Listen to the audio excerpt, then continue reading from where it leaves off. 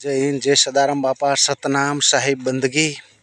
मित्रों, આપણે દરેક માલિકે આપણને અવતાર આપ્યો છે કંઈક કાર્ય કરવા, કંઈક સારું કરવા, કંઈક મેળવો સાહેબ.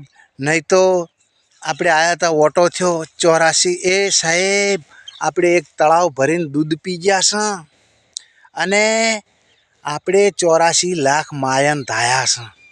તાણ સાહેબ મોડા મનખા અવતાર મળ્યો છે. 84 ફરી અને આપણે 84 માયન ધાઈ અને આટલા આવ્યા છે સાહેબ. અને અમે મનખા દેવ આપણને મળ્યો છે.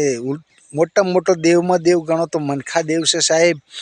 અને એમાંય જો આપણે કંઈ કાર્ય નહીં કરા તો સાહેબ આપણો ઓટો થયો ગણાશે, આપણે આયા શું ગણાશે સાહેબ.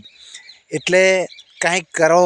અરે સાહેબ, તમે એક વિચાર કરો, આપણી જણેતાએ કદાચ આપણને જો ધવરાઈ એના લોહીનું દૂધ બનાવીને જો આપણને પાયું હોય અને એ જણેતાનો દીકરો આપણે કદાચ મોટા કરીને એને આપણી જણેતાએ લોહીનું દૂધ કરીને આપણને પાઈને મોટા કર્યા હોય અને એના ધાવણની તાકાત જો કદાચ આપણી ના અજમાઈ શકે ને સાહેબ, તો ધિકાર કહેવાય.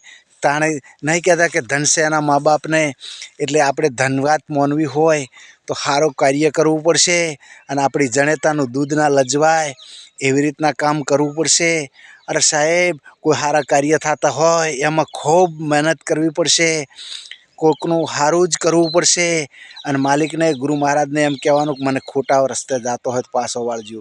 એટલે આ વિડીયો આગળ વધારજો, શેર કરજો, ફોલો કરજો, લાઈક આપજો. અને મારા ગુરુ મહારાજ સદારામ બાપાનું નામ 100% લેજો ને લેજો.